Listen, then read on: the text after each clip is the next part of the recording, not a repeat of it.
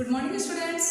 हम अध्याय 2 मानव तंत्र में पाचन तंत्र के बारे में अध्ययन कर रहे थे और कल की क्लास में हमने वह टॉपिक कंप्लीट कर लिया था।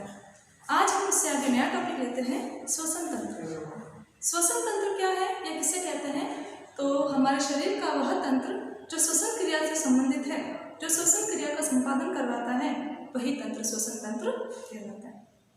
अब श्वसन तंत्र को पढ़ने से पहले श्वसन क्या होता है हम उसके बारे में चर्चा कर लेते हैं। हम सब जानते हैं कि काम करने के लिए हमको ऊर्जा की आवश्यकता होती है और यह ऊर्जा हमें भोजन से प्राप्त होती है।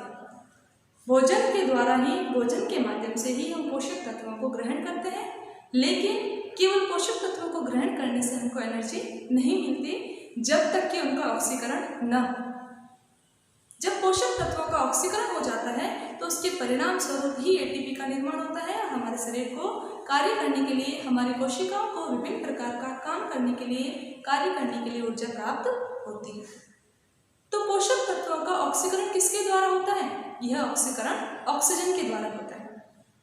ऑक्सीजन जो हम श्वसन क्रिया के दौरान ग्रहण करते हैं, वही ऑक्सीजन पोषक तत्वों का ऑक्सीकरण करती है, जिसके परिणाम स्वरूप एटीपी का निर्माण होता है। एटीपी के फॉर्म में हमारे शरीर में एनर्जी पाई जाती है, ऊर्जा उपस्थित होती है।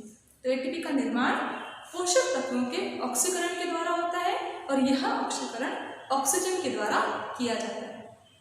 तो जब पोषक तत्वों से ऑक्सीकरण होता है, एटीपी का निर्माण होता है, उस समय अपशिष्ट पदार्थ के रूप में कार्बन डाइऑक्साइड की बनती है। यह कार्बन डाइऑक्साइड हम इसको ये बोल सकते हैं कि एटीपी के साथ में सह उत्पाद में बनती है, लेकिन ये हमारे काम की नहीं है, इसलिए हमारे लिए यह अपशिष्ट पदार्थ है। तो श्वसन क्रिया ही ऐसी प्रक्रिया है जिसके द्वारा हम वायुमंडलीय ऑक्सीजन को ग्रहण करते हैं और बदले में कार्बन डाइऑक्साइड हमारे शरीर से बाहर निकालते हैं।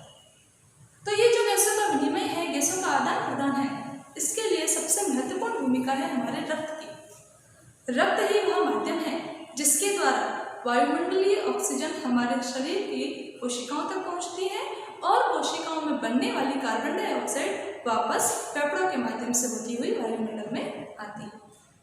तो इस प्रकार ऑक्सीजन का शरीर में प्रवेश करना और कार्बन डाइऑक्साइड का शरीर से बाहर निकलने की जो प्रक्रिया है, इसको ही हम क्या कहते हैं? श्वसन कहते हैं। ठीक है। और जनरली हम क्या बोलते हैं? सांस लेना और सांस छोड़ना। लेने और छोड़ने का मतलब क्या हुआ कि सांस लेने के दौरान, श्वसन क्रिया करने के दौरान हम जब सांस लेते हैं तो हम ऑक्सीजन गैस को अंदर लेते हैं। वह ऑक्सीजन गैस फेफड़ों में जाती है। फेफड़ों में विशेष प्रकार की संरचनाएं, कोशिकाएं होती हैं।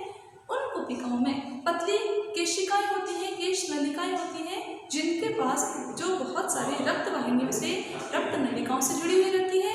यही रक्त नलिकाएं हमारे द्वारा ग्रहण की गई जो वायु है उसमें से ऑक्सीजन को लेकर के, क्योंकि ये तो है नहीं कि हम श्वसन क्रिया करेंगे तो केवल ऑक्सीजन ही अंदर जाएगी, सारी गैसें अंदर जाती है, लेकिन हमारा शरीर जो है, हमारे शरीर में उपस्थित रक्त जो है वो केवल ऑक्सीजन का ही सेवन करता है। वो ऑक्सीजन को अपने अंदर घोल लेता है और उस ऑक्सीजन को लेकर के वह कोशिकाओं के पास जाता है। कोशिकाएं जो ग्लूकोज का और दूसरे पोषक तत्वों का अपघटन करती है, उनका ऑक्सीकरण करती है और ऑक्सीकरण के परिणाम स्वरूप कार्बन डाइऑक्साइड गैस बनाती हैं।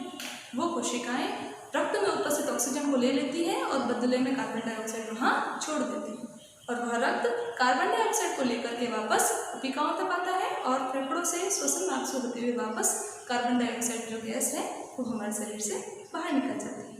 तो इस प्रकार श्वसन की प्रक्रिया संपन्न होती है और इस श्वसन क्रिया को करने के लिए जो तंत्र हमारे शरीर में काम करता है, वही तंत्र श्वसन तंत्र कहलाता है। श्वसन तंत्र को मुख्य रूप से 2 भागों में बांटा गया है और इसके दोनों भागों के कुछ अंग हैं जिनके बारे में हम अगली क्लास में चर्चा करेंगे। Thank you.